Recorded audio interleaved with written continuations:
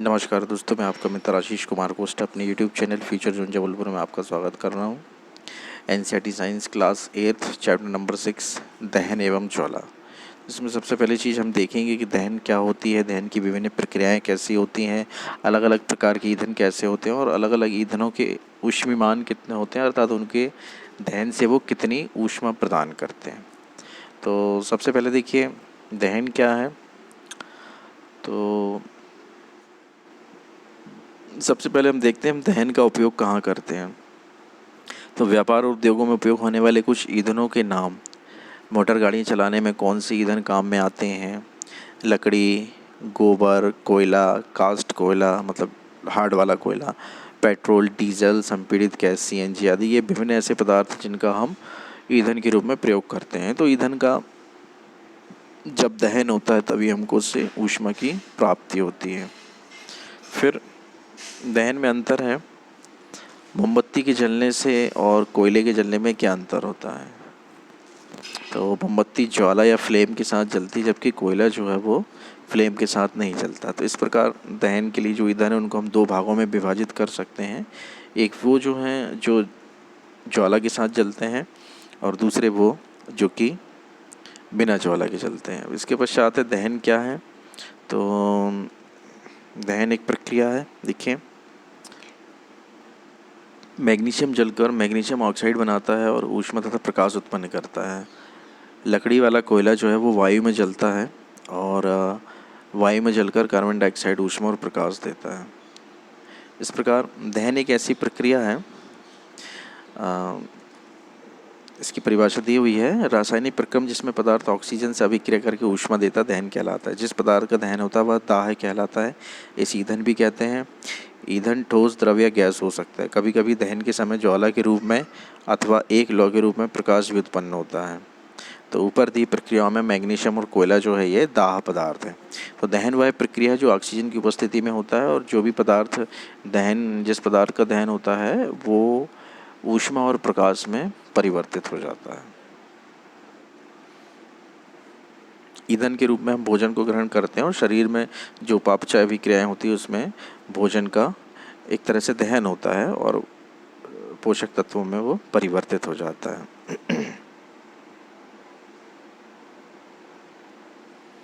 इसके पश्चात देखिए पदार्थों के बारे में दिया हुआ है।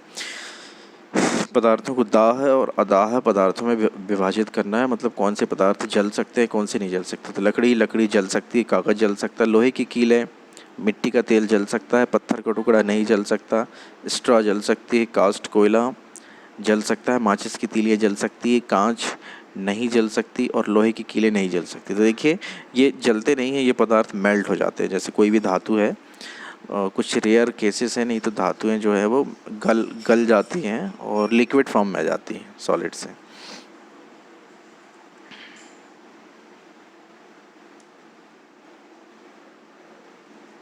इसके पश्चात दहन के लिए कुछ महत्वपूर्ण अनिवार्यताएं, जैसे दहन के लिए वायु आवश्यक होती है और वायु की उपस्थिति में दहन होता है। अगर किसी भी दाह पदार्थ से अगर आप किसी भी दहन जलने वाले पदार्थ को अगर आप किसी वायुरोधी आवरण से ढक देते हैं, जैसे कंबल वगैरह से, या जलते ही मोमबत्ती को ग्लास से ढक देते हैं, तो थोड़ी देर बाद वो आग बुझ जाती है क्योंकि वायु उपस्थित नहीं होती है। तो ये सबसे महत्वपूर्ण चीज़ है कि दहन के लिए वायु की आवश्यकता होती है। इसके पश्चात सूर्य में ऊष्मा का स्रोत है। सूर्य में ऊष्मा और प्रकाश उत्पन्न होने का मुख्य कारण नाभिकीय अभिक्रियाएं हैं और इससे बड़े पैमाने पर ऊष्मा, नाभिकीय संलयन अभिक्रिया होती है और इससे बड़े पैमाने पर ऊष्मा और प्रकाश हमको प्राप्त होता है। एक महत्वपूर्ण प्रयोग है कि किसी भी जलते हुए व्यक्ति के ऊपर अगर कंबल डाल दिया जाता है तो आग बुझ जाती है। उसका सीधा कारण ये है कि जब कंबल डाला जाता है तो ऑक्सीजन की जो आवश्यकता जलने के लिए होती है वो उसको मिलना बंद हो जाती है, धीरे धीरे उसके कपड़ों में लगी आग बुझ जाती है।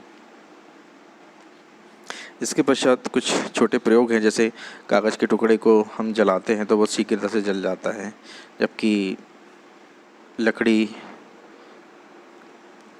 के टुकड़े को जलाने में थोड़ा सा मिट्टी का तेल या कागज़ का प्रयोग करना पड़ता है। तो उसका कारण होता है क्योंकि जलने वाली सतह जितनी कम होती है तो वो दहन उतनी ही शीघ्रता से होता है।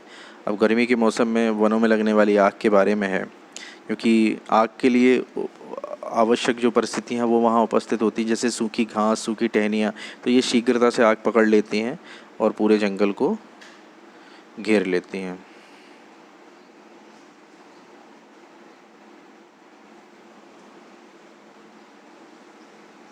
इसके पश्चात है ज्वलन ताप है।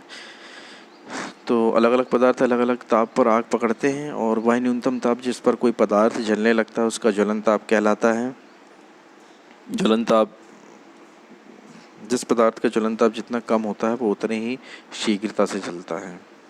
जैसे लकड़ी है, लकड़ी को जलने में थोड़ा टाइम लगता है, कागज़ जल्दी जल जाता है, और पेट्रोलियम और मिट्टी तेल उससे शीघ्रता से जल जाते हैं, तो इनका ज्वलन ताप और अधिक कम होता है। माचिस के प्रयोग का इतिहास दिया हुआ है।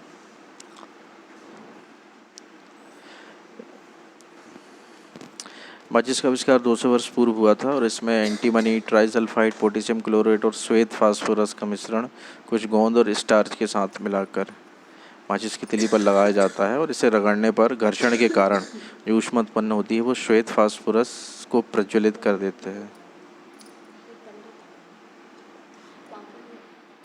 इससे माचिस की तीली का दहन प्रारंभ हो जाता है। परंतु श्वेत फास्फोरस जो है ये माचिस उद्योग में काम करने वाले दोनों के लिए हानिकारक होता है, क्योंकि श्वेत फास्फोरस जो है वो शीघ्र ज्वलनशील होता है।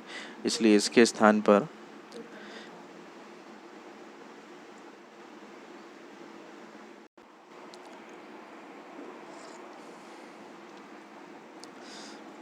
घर्षण की ऊष्मा के कारण श्वेत फास्फोरस प्रज्वलित हो जाता था और इससे माचिस की तीली का दहन प्रारंभ हो जाता था। परंतु श्वेत फास्फोरस माचिस उद्योग में काम करने वाले लोगों के लिए हानिकारक है, इसलिए उसके स्थान पर केवल एंटीमनी, ट्राइसल्फाइड और पोटेशियम क्लोराइड का प्रयोग किया जाता है। और साथ ही रगड़ने वाली सतह पर चूर्णित कांच और थोड़ा सा लाल फास्फोरस का प्रयोग करते हैं। मतलब श्वेत फास्फोरस के स्थान पे लाल फास्फोरस का प्रयोग किया जाता है।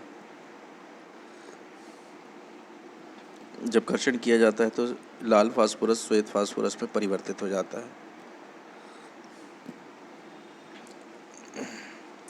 जिससे कि ऊष्मा उत्पन्न होती है और एंटीमनी ट्राइसल्फाइड का दहन प्रारंभ हो जाता है।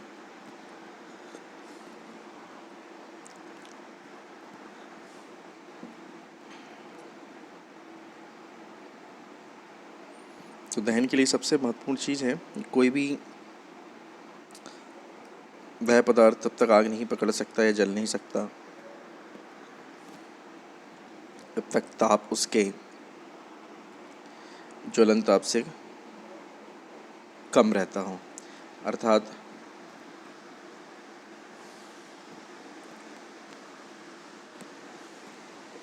किसी भी पदार्थ को दहन के लिए उसके ज्वलन ताप तक गर्म करना आवश्यक होता है। जैसे खाने पकड़ने वाले तेल को जब अधिक समय तक गैस के ऊपर रखा जाता है तो उसमें आग जैसी लगने लगती है।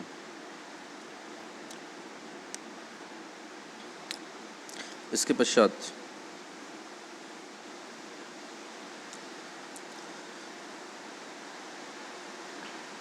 नेक्स्ट हम देखेंगे आग पर नियंत्रण कैसे पाते हैं। तो देखिए, आग के लिए जो आवश्यक जो परिस्थितियाँ होती हैं उसमें से कुछ परिस्थितियों को अगर हम हटा दें तो आग पर नियंत्रण पाया जा सकता है। जैसे कि जिन पदार्थों का ज्वलन ताप बहुत कम होता है और जो ज्वाला के साथ सफलतापूर्वक आग पकड़ लेते हैं वे ज्वलनशील पदार्थ कहलाते हैं। ज्वलनशील पदार्थों में पेट्रोल, अल्कोहल, लिक्विड एलपीजी आदि होते हैं। तो आग पर नियंत्रण पाने के लिए हम जल का प्रयोग करते हैं। जल ज्वलनशील पदार्थों को ठंडा करता है, जिससे उनका ताप जो है वो ज्वलन ताप से कम हो जाता है और ऐसे करने से आग फैलना रुक जाता है और आग बुझ जाती है। जलवाष्प ज्वलनशील पदार्थ को घेर लेता है। जल के साथ में जल जब ऊष्मा के संपर्क में आता है तो उससे जलवाष्प उत्पन्न होती है, तो वो जलवाष्प ज्वलनशील पदार्थ को घेर लेती है, जिससे उसकी ऑक्सीजन की आपूर्ति प्रभावित होती है। इसके अलावा ईंधन वायु और ऊष्मा, ये 3 पदार्थों में से किसी एक को हटाकर आग को नियंत्रित पाया जा सकता है। आग बुझाने वाले का कार्य वायु का प्रवाह काटना या ईंधन का ताप कम करना होता है। ईंधन को हटाया नहीं जा सकता है। ईंधन को हटाने की अपेक्षा दूसरे जो कारक हैं उनको हटाया जा सकता है।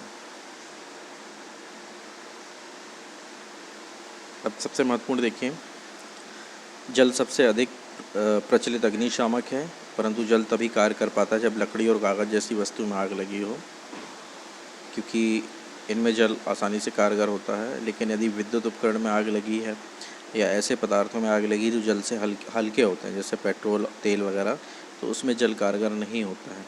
तो ऐसी स्थिति में आग बुझाने वालों को ही हानि हो सकती है। तो ऐसी स्थिति में हम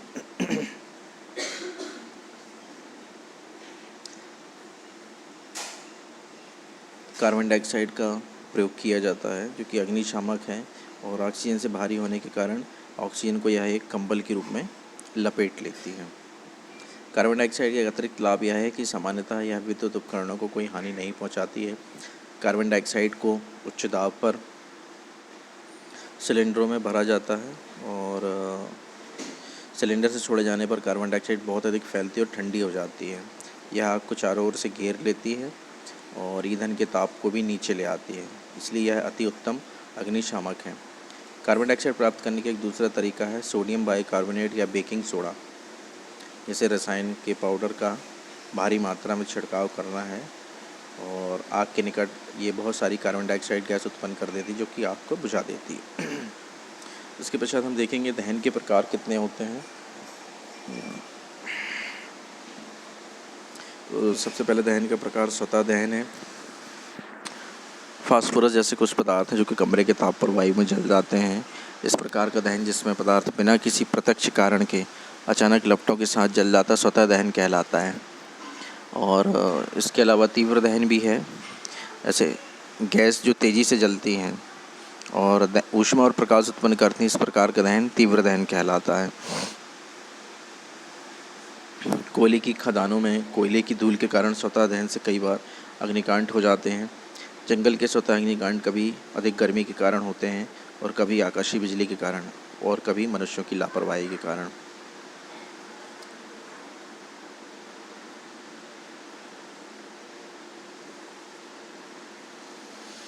इसके पश्चात आतिशबाजी अभिक्रिया है, जिसमें बड़ी मात्रा में गैस निकलती है। इस प्रकार की अभिक्रिया विस्फोट कहलाती है। पटाखों पर दाब डालने पर भी विस्फोट हो जाता है। ज्वाला,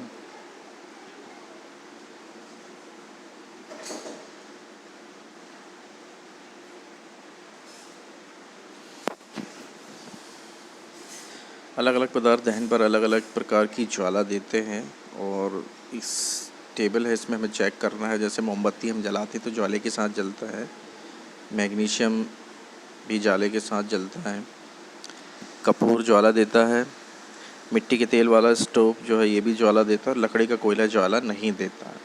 ये पदार्थ ज्वाले के साथ जलते हैं। ज्वाला की संरचना है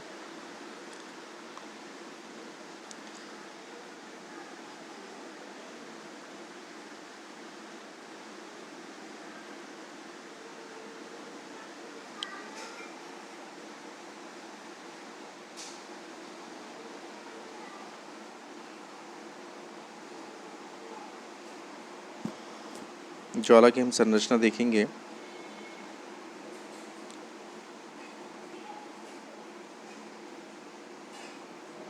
देखिए, यहाँ पे ज्वाला के कुछ एग्जाम्पल्स गिवन है हमको। कांच की स्लाइड पर अगर हम ज्वाला को उपस्थित करते हैं तो एक काले रंग का, देखिए इस प्रकार से काले रंग का गोला या वलय बन जाता है।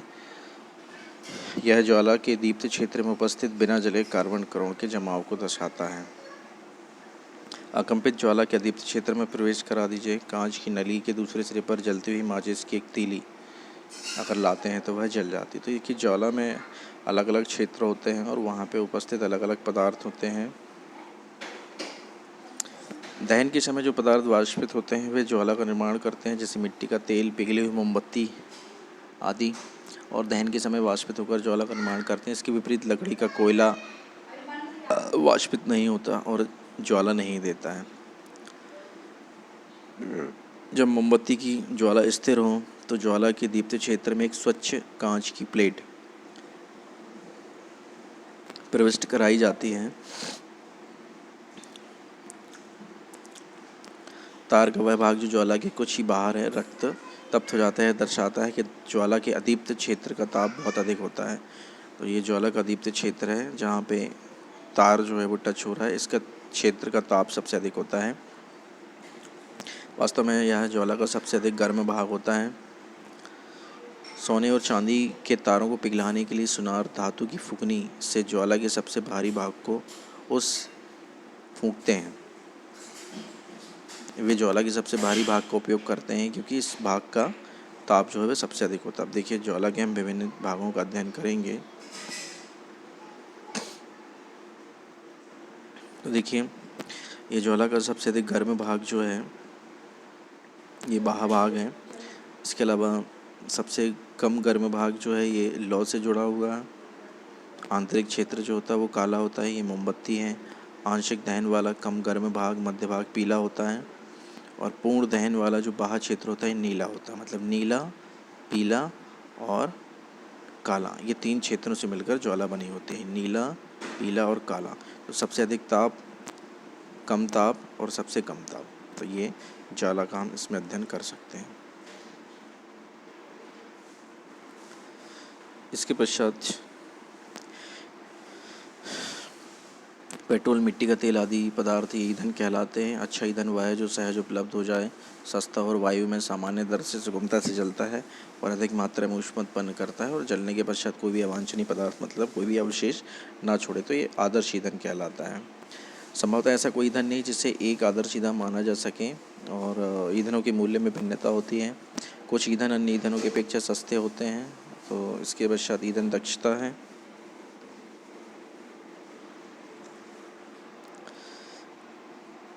देखिए, अलग अलग ईंधनों की तुलना है। जैसे गोबर के उपले हैं, कोयला और एलपीजी को जलाकर पानी की एक निश्चित मात्रा को उबालेंगे तो आप कौन सी ईंधन को चुनेंगे? तो किसी ईंधन के 1 किलोग्राम के पूर्ण दहन से प्राप्त ऊष्मा की मात्रा को उसका ऊष्मीमान कहा जाता है। मतलब किसी ईंधन के 1 किलोग्राम को हम दहन कर रहे हैं तो उससे हमको जितनी ऊष्मा प्राप्त होती है उसको हम उसका ऊष्मीमान कहते हैं। ईंधन के ऊष्मीमान को किलो जूल प्रति किलोग्राम में मात्रक द्वारा मापा जाता है। अब ईंधनों के प्रारूप दिए हुए हैं। जैसे ठोस ईंधन में कोयला है, द्रव ईंधन में मिट्टी का तेल और गैसीय ईंधन में प्राकृतिक गैस है। तो इनके अध्ययन से हमें मालूम चलेगा। देखिए, अब एक सारणी दी हुई है जो आपके लिए बहुत महत्वपूर्ण है। अलग अलग ईंधन हैं और उनके ऊष्मीमान हैं। इसमें देखिए, गोबर के उपले का है 6000 से 8000 किलो जूल प्रति किलोग्राम, लकड़ी का है 17000 से 22000 किलो जूल प्रति किलोग्राम, कोयले का है 25000 से 33000 किलो जूल प्रति किलोग्राम, हाइड्रोजन का है 1.5 लाख किलो जूल प्रति किलोग्राम। तो इस प्रकार से ईंधनों के ऊष्मीमान दिए गए हैं। अब ईंधन के दहन से हानिकारक उत्पाद प्राप्त होते हैं। तो ये हानिकारक उत्पाद होते हैं। देखिए, जैसे ईंधन का बढ़ता उपयोग पर्यावरण पर हानिकारक प्रभाव डाल रहा है। लकड़ी, कोयला और पेट्रोल जैसे कार्बन ईंधन बिना जले कार्बन कण छोड़ते हैं। ये सूक्ष्म कण खतरनाक प्रदूषक होते हैं और दमा जैसे श्वास रोग उत्पन्न करते हैं। तो ये एक हानिकारक पदार्थ है जो अवशेष के रूप में होता है। इसके पश्चात कुछ ईंधनों का पूर्ण दहन कार्बन मोनोऑक्साइड गैस देता है जो अत्यंत विषैली गैस है। बंद कमरे में यदि कोयले का दहन किया जाए तो ऑक्सीजन की अनुपस्थिति में जब कोयले का दहन होता है तो कार्बन मोनोऑक्साइड उत्पन्न हो जाती है जो कि जहरीली गैस है और इससे रक्त में ऑक्सीजन की आपूर्ति प्रभावित हो जाती है और व्यक्ति की मृत्यु हो सकती है। इसके पश्चात अधिकांश ईंधनों के दहन से पर्यावरण में कार्बन डाइऑक्साइड गैस निकलती। वायु में कार्बन डाइऑक्साइड गैस की अधिक मात्रा संभवतः विश्व उष्णन या ग्लोबल वार्मिंग का कारण बनती है। ग्लोबल वार्मिंग क्या देख लेते हैं। पृथ्वी के तापमान में वृद्धि विश्व ऊष्मन कहलाती है, ग्लोबल वार्मिंग कहलाती है और इसका सबसे ज़्यादा प्रभाव जो है वो ग्लेशियर में पड़ रहा है। ग्लेशियर पिघल रहे हैं और समुद्र के जल स्तर में वृद्धि हो रही है। इसके पश्चात कोयला और डीजल के दहन से सल्फर डाइऑक्साइड गैस निकलती है। यह अत्यंत दमघोटू और संक्षारक गैस है। संक्षारक गैस मतलब ये है कि ये ऑक्सीडाइजेशन कर देती है, धातुओं की परत को नष्ट कर देती है, मार्बल की परत को नष्ट कर देती है। इसके अतिरिक्त पेट्रोल इंजन नाइट्रोजन के गैसीय ऑक्साइड छोड़ते हैं। सल्फर और नाइट्रोजन के ऑक्साइड वर्षा जल में घुल जाते हैं और अम्ल बनाते हैं। ऐसी वर्षा अम्लीय वर्षा कहलाती है, जो कि फसलों, भवनों और मृदा के लिए बहुत हानिकारक होती है। मोटर वाहनों में ईंधन के रूप में डीजल और पेट्रोल का स्थान अब सीएनजी ले रही है, क्योंकि सीएनजी सल्फर और नाइट्रोजन के ऑक्साइडों का उत्पादन अल्प मात्रा में करती है। सीएनजी एक अधिक स्वच्छ ईंधन है। तो सीएनजी का प्रयोग इसलिए महत्वपूर्ण है क्योंकि सीएनजी में जो हानिकारक जो उत्पाद हैं वो नहीं होते हैं और ये स्वच्छ ईंधन के रूप में प्रयोग की जा सकती है।